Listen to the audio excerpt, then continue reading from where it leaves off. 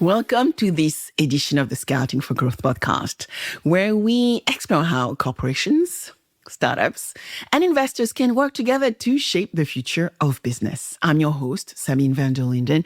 Today, we are diving into a transformation that many leaders are only beginning to grasp. Search is no longer just about websites. It is about AI. For more than 2 decades, companies have invested heavily in search engine optimization. The rule was simple. Rank number 1 on Google and customers would find you. But that playbook is being rewritten. AI search engines are now summarizing answers, recommending brands, and in many cases, eliminating the need to click at all. In other words, the question is no longer, how do I rank, but rather, what does AI say about my company? This shift has profound implications for corporations and small businesses alike, especially in industries like finance, insurance, and other regulated sectors where trust, governance, and digital visibility are critical. To help us unpack this transformation, I am delighted to welcome Brad Wetherall. Brad spent more than a decade inside Google, leading operations across major platforms such as Google Business Profile, Google Shopping, Google Wallet, and Google Domains, shaping how millions of businesses are discovered online. Today, he is the Chief Operating Officer at Esquire Digital and the author of the best-selling book, AI and the Future of Search, which I actually delved into to understand how artificial intelligence is fundamentally changing the rules of digital discovery. In this conversation, we will explore what the rise of AI search means for organizations, big or small, how leaders can adapt their strategies today, and how this shift connects to a much bigger trend we are seeing emerge, the rise of the frontier firm, where intelligence is on tap, humans collaborate with AI agents, and every professional becomes an agent boss. So if you want to understand how AI will reshape visibility, trust, and competitive advantage in the digital economy, you are in the right place. Let's get started.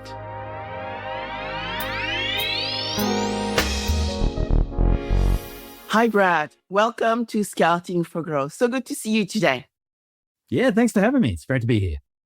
So let's go with some background, Brad. You spent more than a decade inside Google, working on products like Google Business Profile, Google Shopping, and Google Wallet. Incredible.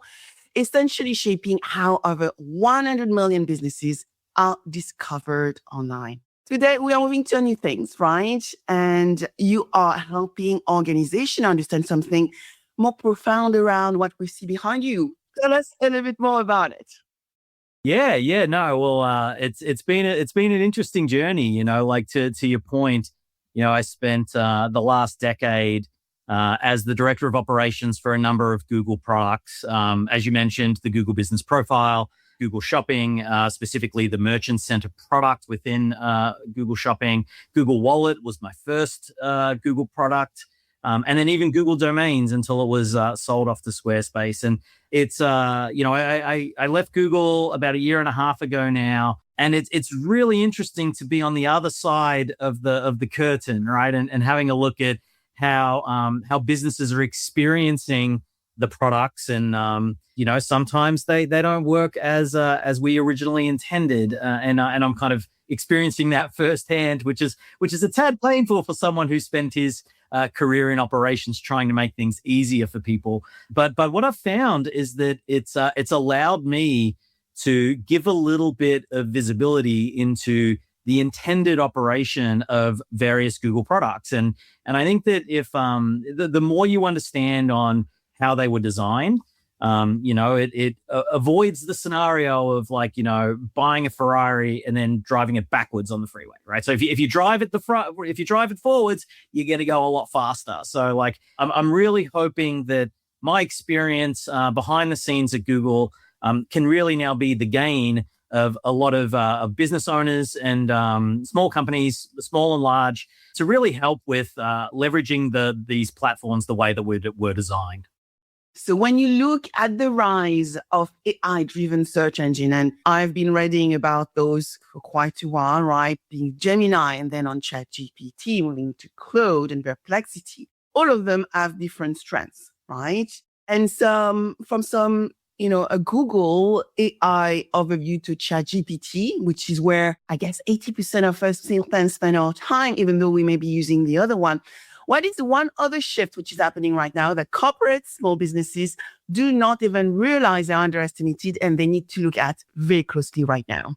Yeah, I think, I talk a lot about this in the book too, specifically around how everything is being impacted by AI. Business owners are probably hearing the term AI, and it could mean 1,000 different things depending on the context in which it's being given. And I think that AI is impacting how brands are searched and how they're found. And I think that's kind of where, like my book is really focused on how is the AI boom influencing and changing the landscape of how consumers are searching for products and services, and what do businesses need to know in order to make sure that they are showing up when people are searching for them. And that's been the biggest fundamental shift that I've seen across the search and maps experience in my, decade plus time working in that industry, is really that this is, a once in a generation shift. Just as the internet created this disruption in the late 90s, early 2000s, AI is having the equivalent of disruption in this space, and it's not just about the agentic capabilities and the capabilities of automation. It's also in how people are searching and how people are being found.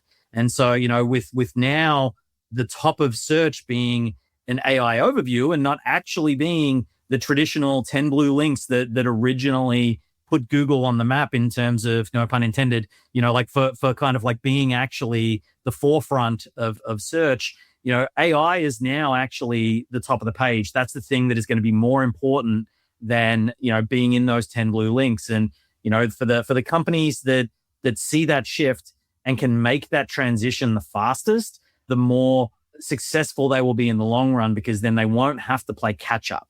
And so that race to kind of see who's going to be able to adopt the new techniques to be relevant in AI and be a brand that is associated with a particular type of industry, they're the ones that are going to end up having a real longer term success than others. So it's a critical shift, and unfortunately, there is no easy path for this. There's no easy button. You can't just buy backlinks. There's a number of different initiatives that go into the sophistication of what AI is looking for. And, so a big part of my book is really trying to demystify like what those elements are, so that you can have a little bit of a blueprint into how you have to act differently in order to be visible in the new world of search. So let's unpack this, right? We have now 2 decades where businesses played the SEO game. So, we would, as you said, to be one of the top 5 links on Google, we would actually pay for it, right? We'll pay for keyword to rank number 1. Now we are moving to the world of generative search engine optimization. Some people call it GEO, others call it AEO. But that world is a 0-click world where AI summarization are at the top of the web page when we go on different platforms. So different ways of finding the information, but we are not clicking anymore. And that requires a new blueprint, which we are going to talk about a little bit later. But one key thing is, therefore, the way we appear has completely changed. And myself, when I actually look at my ranking on whether I'm going to Google, Bing, or whether I actually type on a search engine like ChatGPT, I would say that I rank or I appear for different reasons. It's about the thought leadership. It's about the articles I write, between the consistency of the different angle I am talking about for the topic that I want to be renowned for. So how fundamental does AI change the economist technique of search and digital visibility, because recently I was on stage with a very, very renowned player in the market, Stripe, and we were talking about agentic commerce. And when we were doing our research, we identified three things that in our industry, finance organization need to pay attention to. And I'm going to use my language. First is discoverability. Everything needs to be machine readable, markdown JSON. Two, quotability in insurance. How do I get to have a price, for people to have transparency around what I have to offer quickly. So that goes into API ready platform. And three for us is bindability. How can I actually buy the product?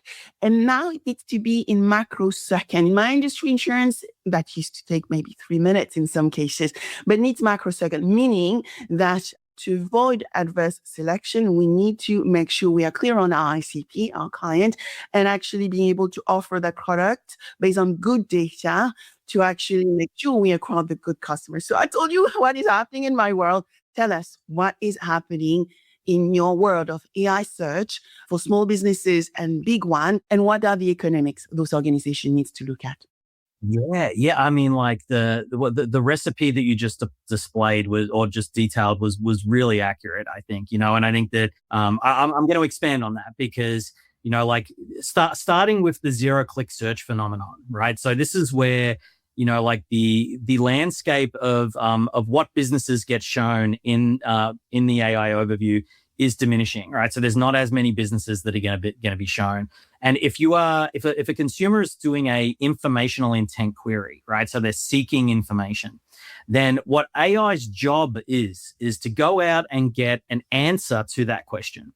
And so, you mentioned a couple of things there. You mentioned about, having a website that is not just built for humans, but it's also built for machines with the structured data, right? So that it needs to be designed. There's a technical component to this where you need to make sure that the information that you are publishing is able to be crawled by these AI bots very easily and cheaply in terms of the amount of words that they need to get through so that they can ingest that information and use it at the appropriate time when someone searches for a question that you happen to have the answer to. Content optimization is another part of that. So it's actually providing the answer to the question that is being asked. And I think this is really where Google talks a lot about this EEAT acronym, which is a recipe for what they're looking for in the information that it's providing, and the acronym is expertise, experience, authority, and trust, right? Trustworthiness.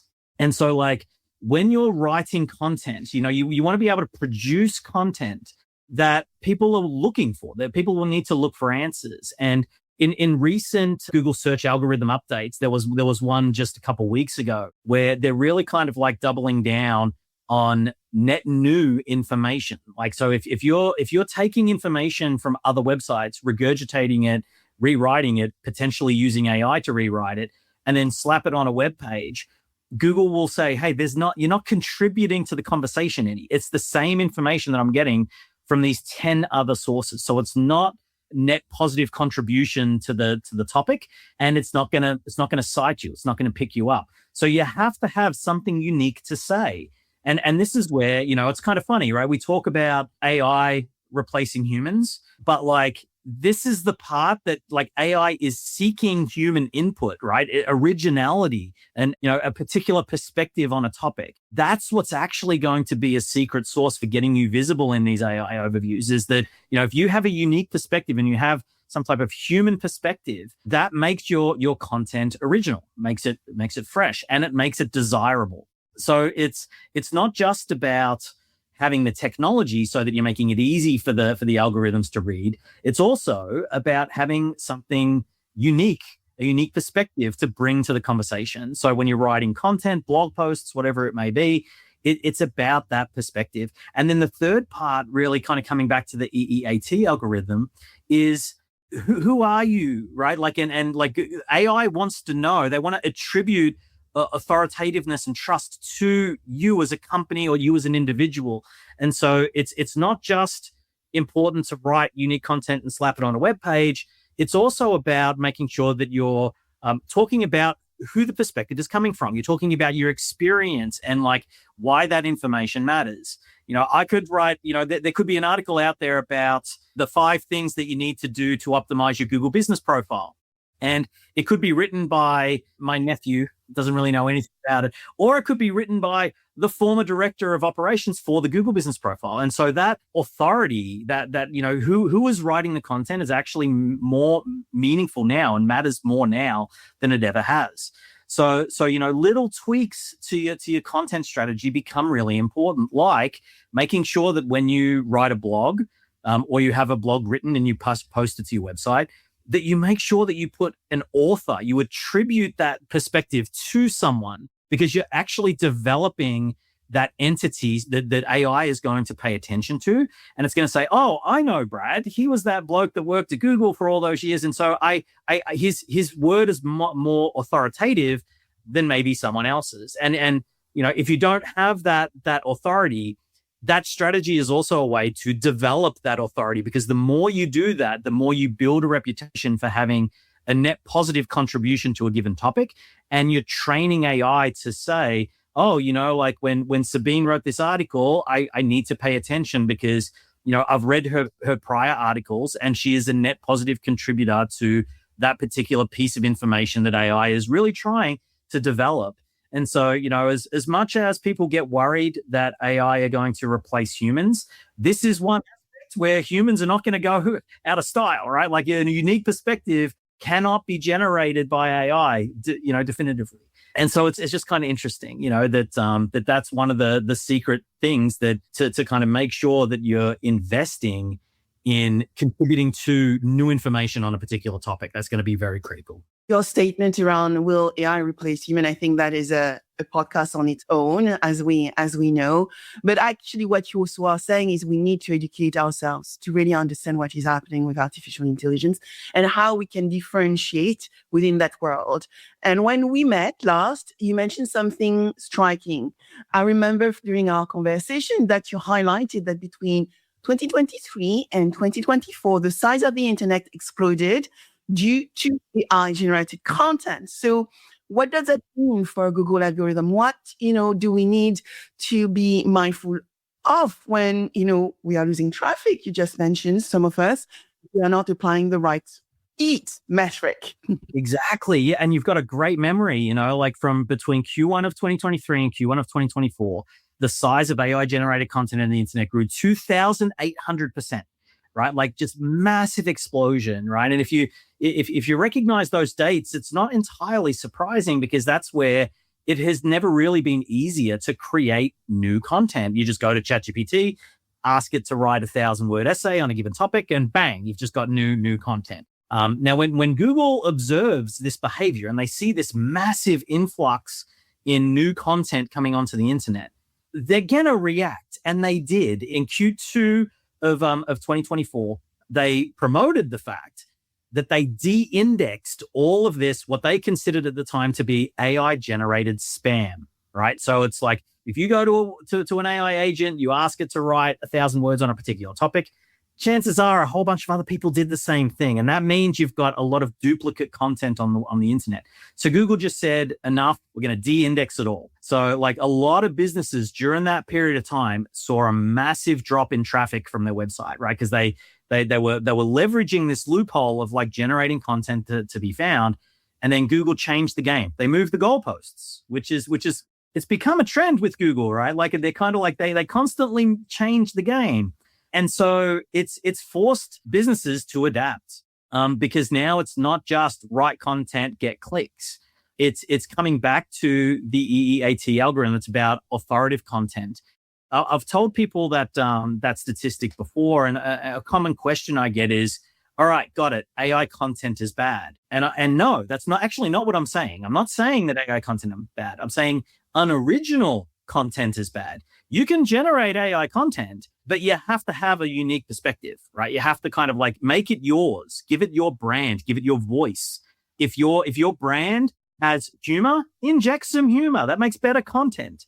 It's about creating content that people want to read, and it's becoming a lot more of an art. It's there's not just the science of it anymore. It's this balance of art and science, and that's really where, as someone who's now in the digital marketing space. I kind of joke with a lot of my colleagues. It's like, you kind of have to love this industry to be in it, because why would you choose such a difficult industry to work in? It's constantly changing. Google's changing the rules. I love geeking out on that stuff. And I watch to see when Google changes the algorithm. It's like, oh, what did they change and why did they change it? But you kind of have to be into it to be in this industry. And it's fascinating to see. And it also allows blokes like me to be able to stay in front of what's coming. In fact, last year in May, we're coming up to the next Google I/O, by the way, but at last year's Google I/O, it's their developer conference. Elizabeth Reed was actually on stage at I/O last year. And I worked with Liz. She actually used to be the VP of Maps, and I worked in the Maps team. So I worked with Liz direct. She is now the VP of Search. And she was up on stage and she was talking about, in her words, it was like the future of search. And she talked about how Google is shifting the search engine to an answer engine, right? And like, this is real. And she demoed, at the time it was new, it was the AI mode capabilities. And what was really interesting about how she talked about AI mode was that is really Google's playground for AI experimentation, right? They're really trying to figure out how consumers are going to use new AI technology, right? And if they were to try and take the learnings from ChatGPT and put it into a Google shell, AI mode was their first attempt at doing, at replacing the search experience. And so she even said on stage last year that, like, as they trial new technology and new things, they're going to slowly move that technology into the core search experience, which would be the default search that you see when you go to google.com. So it's just, I'm excited to see what they talk about in the upcoming Google I/O in May. And because, a lot has changed in that 12-month period. And I think it's going to be a lot of good insights to be able to unpack what they've learned in that period of time and where they might be heading. I joke about this book. I released it only a couple months ago. I might have to write a second edition in a couple months because it's changing so fast. But don't let that stop you from going out and buying it, because it's still relevant right now. Absolutely. And it's interesting. You're saying you're geeking out on digital marketing. I geek out on social media because it's part of my proposition. And it's all about the numbers, right? It's all about the math behind it. And so when I think about what you just said about Google, I hear that number one on Google is no longer number one. So what does that mean in practice? Yeah, I love it, because I think that it comes back to Google used to being this search engine that was built on this philosophy of hyperlinks, right? And so the AI world doesn't use hyperlinks. It uses this concept of a neural network. And so the idea is about clustering nodes of information, right? It's kind of like this knowledge graph philosophy, which is, Google needs to create knowledge about certain, elements, nodes of information. So like, when I talk to my businesses, I support a lot of law firms. When I talk about law firms, I'm like, it's about the who, the what, and the where. Who are you? It could be, Brad Wetherall and Associates, like the brand that you're building. What are you? Oh, you're a criminal defense attorney. Where are you? Oh, I'm in Orange County, California, right? So those are, in Google's eyes, those are three separate nodes. And what we're trying to do, in the old school way of doing SEO, you'll just be like, all right, just get links and link it together, because a link was a proxy for like a vote. And the more votes you get, the higher up on Google you become. And so number one is to be the highest in organic search. But now, if you look at the structure of Google search page, you've got the AI overview, you've got ads, you've got the local pack maybe, you've got other people searched, and then you've got the organic results. And so like you have to scroll down all the way through all of that stuff in order to get to number one. So like number one's not number one anymore, right? Number one is all the way down the page. So the new number one is being in the AI overview. That's the top of the page. That's Google's new promotion to promoted information. And so if the old school way of doing SEO, it still works, but it just works for the organic information, which is below the fold. It's the old number one. The new number one is using this neural network. So it's about, okay, can we optimize Brad Wetherall and Associates, who is a criminal defense attorney in Orange County, California? And if we can start associating those terms and start replicating that, it's actually a good strategy for when you're naming your Google business profile, right? Like, and you kind of like use the who, the what, and the where in the name of your profile, because you really want to try and train AI to use those three things together so that when you take the brand away, when you take away Brad Wetherall and Associates and you do a search for criminal defense attorney in Orange County, AI is like, oh, I know Brad Wetherall's a criminal defense attorney in Orange County, because they keep seeing these nodes come closer together in the neural network. And so that's really about the science behind how the AI is lumping these clusters together. And the closer you can bring these nodes together and the closer you can train and influence AI to kind of like say, all right, I'm going to associate these keywords, the more likely you are that your topic is going to show up. And, you know, we at Esquire Digital have used that technology and that philosophy quite successfully for even more specific user journeys, right? So like if you're an attorney that focuses on defending DUIs, right, or DWIs, whatever they're called in whatever country you live in, you know, then it's like we can associate that topic to that law firm, to that location. And we've been very successful at getting our lawyers into the AI overview using that philosophy. So we know it works. It's interesting that what used to be the number one technique isn't going to fly, or at least it's not number one anymore in terms of what's showing up on the top of the page.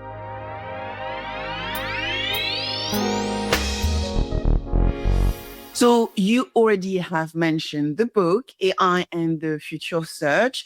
And in that book, you explain the real battle is about influencing what AI says about your brand. So very important. And we already have touched upon a great framework, call it EAT for those listening. So it's EEAT. And we have dove into what that means as part of your AI generated answers. But another angle I would like you to look into, Brad, is the fact that, you know, my industry, regulated industry, insurance bank corporates, you know, that operate and work with customers, you know, how would you say that the technique works when you think about governance, trust, and transparency, probably when you start using those AI systems? Yeah, absolutely. You know, and I think that this is where, if I was to explain it in the context of EEAT, then it's really about like authoritativeness, right? So it's like, so why should I listen to you when it comes to that information, right? And I think that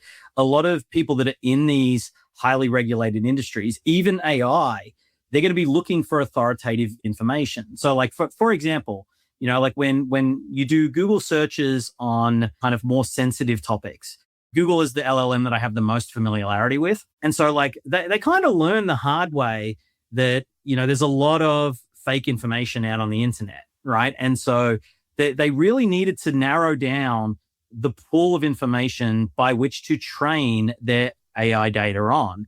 And so the way that they do that is by condensing the information to a set of authoritative pieces of information. So like, you know, it wants to pull information from the New York Times, a lot of authoritative news outlet. They're not going to pull a lot of news and factual information from Reddit, right? Because there's a lot of opinions from that.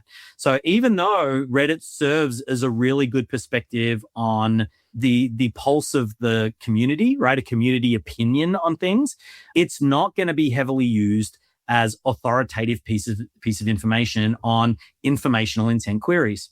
And so Google, as well as a lot of these other LLMs, are going to be refining like and using trust scores and trust algorithms on particular pieces of information to know, am I comfortable and am I going to get in trouble by quoting information on a website that turns out to be fake news or inaccurate data?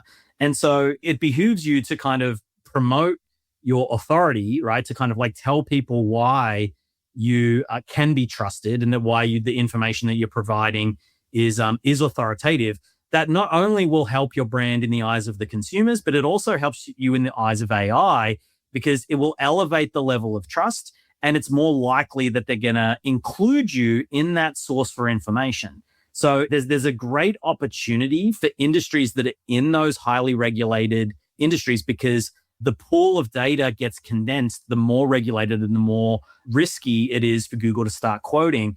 And so, it just means that the investment required to become an authority is more, you're going to get more bang for your buck if you're working in those regulated industries. And so these strategies that I'm talking about can be a lot more meaningful for you because Google is going to not include potentially some of your competitors if they haven't established that appropriate level of trust. It also could be perceived as a race, right? Like you want to become the authority before your competition does, right? So it's a scenario of like, you don't really want to get left behind. So it's kind of a good and a bad scenario here, right? Because it's like you kind of have to do it, and it's a great opportunity, but you have to make the time to be able to invest in what your brand is. And another part of what we do at Esquire Digital that I talk about in the book is public relations as an investment, right? Because that's another really powerful way to springboard authority, right? Because it's one thing to write content and to tell people about yourself, but it's better to have other people tell information about you, right? If other people vouch for you, then it elevates your level of trustworthiness. And that's where reputation signals come in, and that's where public relations comes in. And so we've been very effective at getting our brands into certain news outlets that already have that level of authority. And the more that we do that, the more we build up the trust in the brand. So there's a couple of techniques in order to help you springboard your level of authority and your level of trust. But for those regulated industries, that's maybe more of an area of investment that might be more critical than it might be for some other industries. Yeah, authority, credibility, right? Authority, credibility. I was like going to say visibility as well. Words that you have mentioned a few times. So if we want to bring that down to execution, right? Everybody wants to understand, how do I get started? If you're advising a CEO, an innovation leader, what are the maybe 4 to 5 practical moves they should make immediately, right? To future-proof their visibility, their trust, their authority on AI search environments. Yeah, it's a great question, and I think that I'm probably going to annoy a lot of people with my answer because there's not really an easy way to do this, right? Because I think that the 5 things that I would have you focus on would be your website, right? Like, and I think this is like the design of your website. So it's you used to think that like having a website is table stakes. Everyone has a website, but it has to be designed both for humans and for AI. We talked about this a little bit earlier about how you need to be writing content for both humans and machines. So having a really optimized website for AI data is critical. Content is the next part of that. So like, once you've got a beautiful looking website with multimedia content, because at least Google has this internal model. We codenamed it MUM, Multimodal Unified Model is the acronym. And it's a fancy name for Google can watch all the videos and look at all the imagery, and it knows exactly what you're doing. So like multimedia content on your website is actually much more powerful now than just words alone. So having multimedia content on your website, but then the words also matter, right? Because it's a bit like we talked about this earlier about having a unique perspective, right? So that's kind of where having content strategy is a big part of that. Having a powerful Google business profile. Google business profile is Google's secret sauce when it comes to local intent queries. If you ever wanted to look up a local business on ChatGPT, you probably noticed that it's terrible, right? And the reason why it's terrible is because it doesn't have the database that Google does on all the business data. It was working with Bing to actually grab Bing data. I started noticing that they're actually crawling GBP data to actually pull in Google data. I don't know if that's intentional or above board or not. They might get in trouble for doing that. But Google has this information. They're sitting on a landmine of knowledge, of business knowledge. And that is a tremendous competitive advantage. I think that, a lot of people have been asking me, given my experience on GBP, if we think that the Google business profile is going to go away as a product. And, it's an interesting answer because I think the product is going to change, But the value to Google is not the way the product looks. The value to Google is the data. The data is the value. And so that's not something that they're ever going to mess with, because they need a constant flow of legitimate business data. And so that's why investing in your Google business profile, it's a straightforward way for you to tell Google exactly what you want them to know about you. You're inserting information into the Google databases when you contribute to your Google business profile. So that's like a really powerful attribute. So that would be number 3. Number 4 would be reputation.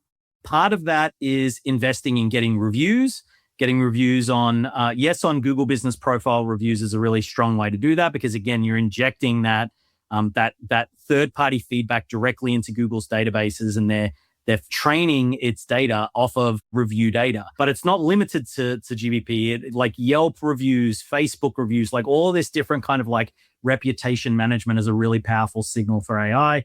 And then the 5th one would be, I think, public relations. And I mentioned this earlier, which is, kind of like continuing the thread of third-party verification and validation of your data. If you can have a PR strategy, getting your brand in the media, we've been very effective at commissioning research studies and then publishing those research studies behind the brand of the organization. Then they become an authority on that piece of research. And that is tremendously powerful in, we can pick up PR on that, especially when you develop infographics. Infographics are really hot right now. So if you create an infographic, a lot of these news outlets and other publications will post your infographic on their site.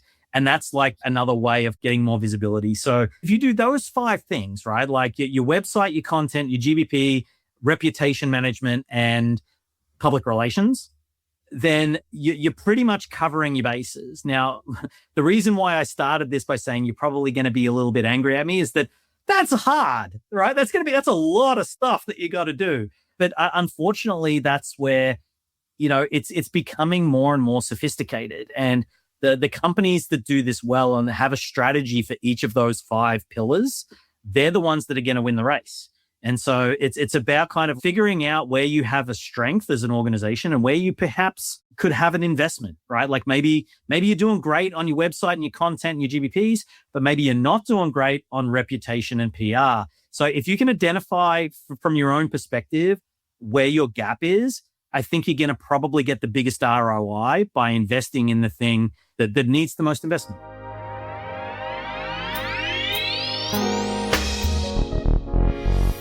So when you look at my thesis for this year, Brad, this season of Scouting for Growth, I am exploring what we call the frontier firm or the agentic enterprise, which are organizations which deliver intelligence on tap, where human and agent collaborate with one another, and every one of us become an agent boss or an agent management. So how do you see AI search fitting into that? Yeah, I mean, it's, we've talked a lot of the overlap of AI and humans. And I think that just elaborating a little bit on how in the world of AI search, I don't see this as a place where AI will replace humans. I think that, in fact, to the contrary, the AI is looking for human perspective, right? Like, and it's trying to ignore stuff that it created, and it's really trying to bring in unique points of view and unique information. I've even seen people go so far as to intentionally put typos in the content that they go onto their website, like misspellings and things. It has been working transparently, right? Like to kind of trick the algorithm into be like, oh, well, that can't be AI because it's got a typo in it, right? And it's tricking AI to increase the trust level that it's unique and that it's being written by a human. It's an interesting balance. And I think that time will tell on kind of like how that actually ebbs and flows. I think that we saw Google de-index a whole bunch of pages on the websites that over-indexed on AI. We know that authoritativeness is a big influencing factor. And I think that, like as helpful as AI is, these types of interactions as well, like human interactions, like a podcast, or conversations that are people, even if that podcast is getting transcribed, and then AI will read the transcription, but it has more authority because a human said it, right? And so I think that there's little things like this, little strategic things that we could be doing to kind of like edge AI to work to our favor. If you're not careful and if you're a little bit lazy, you can just have AI do all the heavy lifting. And that's not going to work in the long run because, like all these LLMs are getting too smart and they know when it's written by a human and when it's not. It's not really about tricking the system. It's about doing the work, right? And I think that's kind of where the future of the human investment is going to be. You have to do the work. You have to have the perspective. Use AI as a tool, but like it won't replace your original thought, right? Like, and that's kind of where I would double down on that. I would double down on kind of like the original thought and broadcasting that your personal message. Yeah, I mean, you are going back to that balance, right, between the human and the agent. Some of the work can be done like the research, but still having our tone of voice, our style, applying examples. I've heard also about the typo, which have become popular in recent months. It's interesting. But what you are saying, we are talking about agent bosses, right? Some of the tasks we do may be done by machine. Some may be hybrid, human, and then some will be agent boss. So the human is leading. And in this era where, we as human will be orchestrating AI agent to perform work, analyze information, make decision, how will this change our customer search, evaluate brands, and make purchase decisions? Oh my goodness. It's, I can speculate. There's a hypothesis, right? I think that people are going to have so much more information, access to information, right? They're going to get a lot of information very quickly. We're getting to a point too where hallucinations in AI data is coming down, depending on the type of hallucination. So like what I've experienced and in the research that I've done is that in kind of like general everyday use of AI, the probability of a hallucination is really low. It's about 1 to 1.5%. But as you get more and more specific and you go into kind of like deep research tasks, the probability of hallucination gets higher, gets larger.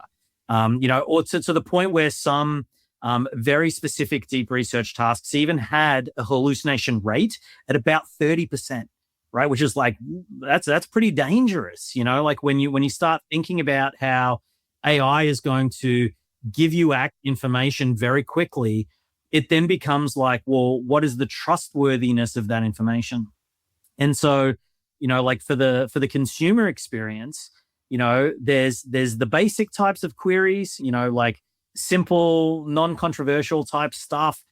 The probability of a hallucination is really low. And so in those user journeys, I think that it's going to become very, very custom and very popular for consumers to use that information. And we're already seeing the zero-click search phenomenon where, and this is actually true to what Elizabeth Reed said at Google I/O last year, which is Google is shifting from being a search engine to being an answer engine, right? So last time I saw the statistic, it was as high as 60% of Google searches now results in 0 clicks, right? Because the AI overview is rendering, people are getting the information that they need, and they're bouncing. So that's terrible for marketers who are really trying to push, because the value of a website visit is almost like a currency of a marketer. So nowadays it's what I'm trying to do with a lot of my clients is saying like, clicks was a flawed metric to begin with. Like what we really want to track is customers. How many customers are you getting? And you may get half the amount of clicks to your website, but if you're getting the same or more customers, then that's great because now it's more authoritative and it's more qualified leads that is coming to your website. So it's changing the industry, right? Like, I mean, the way that we talk about value, it's like, oh, I got 10,000 clicks last month and I got 5,000 clicks this month. So something must be wrong. But I'm like, well, but how many customers did you get? And I'm like, oh, well, I actually got 5% more customers. I'm like, well, then nothing's wrong. Yeah, that's good. It's just the metric and our unit of measurement and our definition of success has to evolve. And so, now that is not always the case. Sometimes the traffic decreases and business decreases with it, right? And so that's where, you really need to buy my book transparently. You need to find out, what do I need to do differently? If you find yourself in that situation where your traffic is decreasing and your client base is decreasing, then you're not visible in AI. My crystal ball is that trend is going to continue, right? And it's going to get worse. And worse meaning, if I was to predict what Google was going to do, and that's a little bit of a strange thing to say, because I don't even think Google knows what they're going to do, because like Google is experimenting all the time.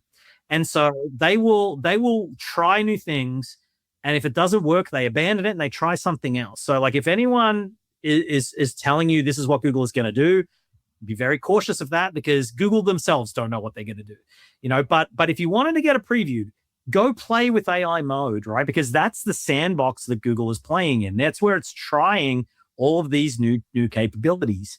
And so that's going to be, look at that, and that's your current state of your crystal ball, is like, what experience is in there?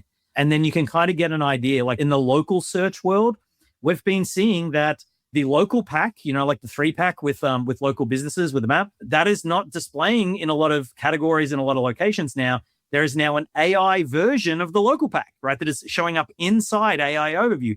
And it's a completely different algorithm. The results are different. So now it's like, all right, oh my gosh, how am I going to now learn the influencing factors of the because again, Google's moved the goalposts on us, right? It's like they've changed. And so we now have to adapt. And I think that because when I worked in the Google Business Profile product, we didn't consider ourselves to be a product. We consider us to be a platform, like a data repository, which is actually why when you look at the Google Maps experience, or like the Google Business Profile on search on desktop, on search on mobile, on maps on desktop, and on maps on mobile, they all look different, right? Like it's not a consistent experience. And that's because the GBP product was a platform, and each of those teams were all done by different engineering groups. They were all built independently, because Google didn't, like, at least the GBP team didn't consider their product to be a product. They considered it to be a platform. And so like, when you think about it in the context of data, then that data is going to feed AI, and that data is going to show up in new and interesting ways. And so the form factor of the product is going to change, but Google's dependence and interest in investment in maintaining the data is not going to go anywhere. So like, that's a big part of what fuels my marketing approach, is that all of these things, those 5 things that I told you to do, that's got legs. It's going to have longevity. It's not going to be throwaway work, because all of that investment is feeding the information, and the display of that information may change, but the value of that information will not go away. So it's not going to be a waste of time to invest in those initiatives. And that's probably where, even though my crystal ball may be a little hazy right now, I have a lot of confidence in the activities that I'm doing to try and make sure that the data is where it needs to be.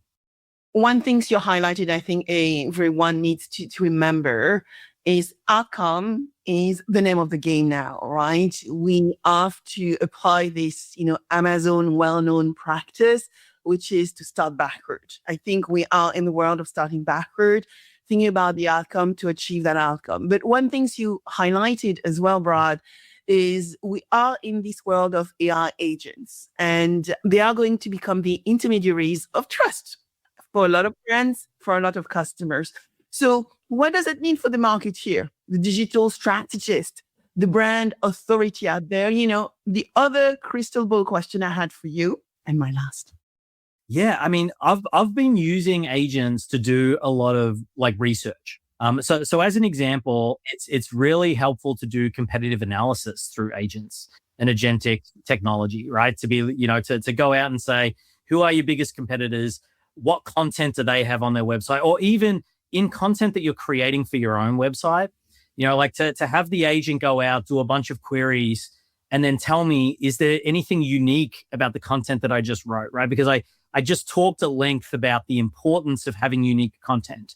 right? A lot of these agents can go do the heavy lifting for you, and the agents can, you can develop a skill in Claude, right? Like, so, like Claude Code and Cowork, like some of my favorite things to play around with these days. I've been doing a lot of vibe coding, like I'm, geeking out on that stuff as well.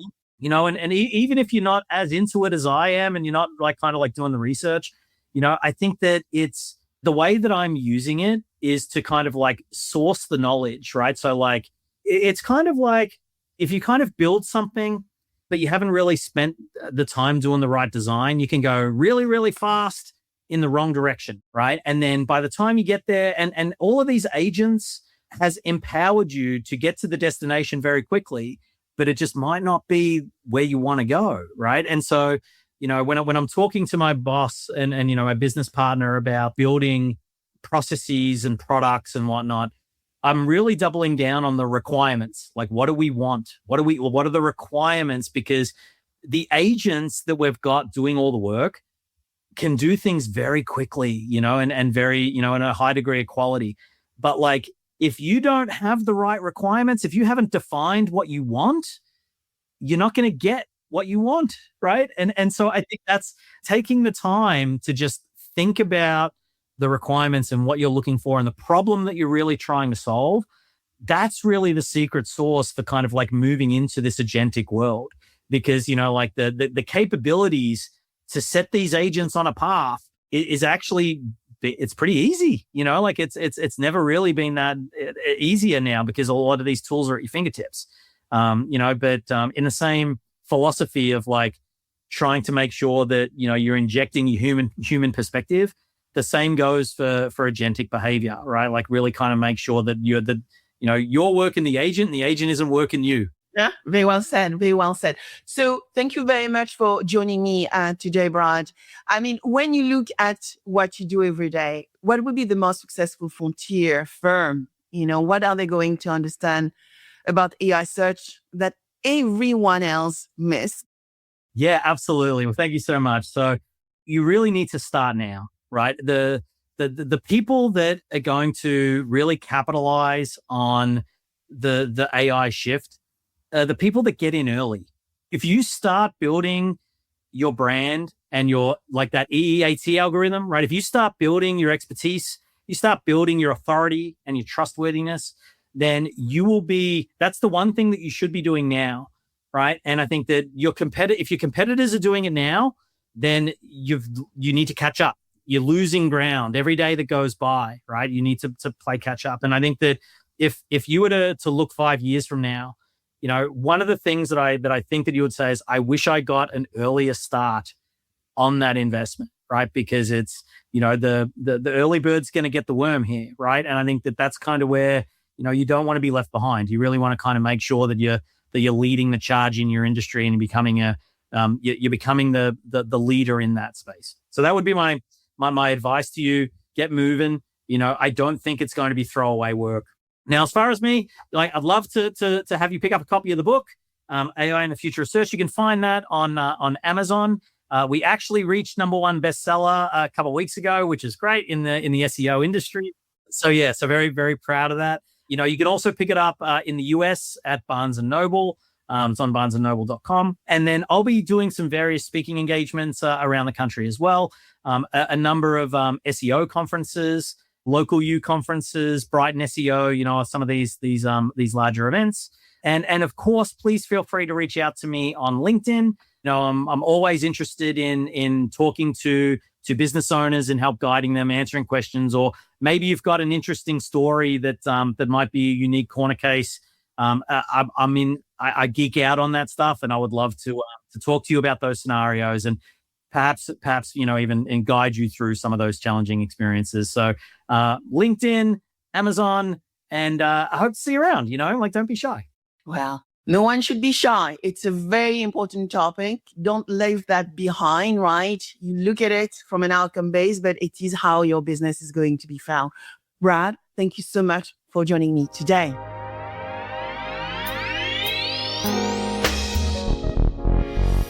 This was a fascinating conversation, wasn't it? What I find particularly powerful in what Brad shared with us today is that we are not simply witnessing another shift in digital marketing. We are seeing a structural transformation in how knowledge is surfaced, trusted, and acted upon. For decades, businesses optimize for search engines, right? You would actually pay for your keywords on Google and you would expect to be on page one. Today, they must learn to inform and influence AI systems that increasingly act as the first and sometimes the only interface between organizations and their customers. And this is where the idea of the frontier firm becomes so relevant for us all. We are entering an era where intelligence is on tap, where humans collaborate with digital agents, and where leaders, whether inside large corporations or small businesses, must become what I like to call agent bosses, orchestrating AI capabilities to make smarter, faster decisions. As Brad reminded us today, the organizations that will thrive are not those chasing yesterday's SEO tactics, but those learning how to build authority, trust, and visibility in an AI-mediated world. Brad, thank you for sharing your insights and for helping us decode what this next chapter or frontier of search and discovery will look like.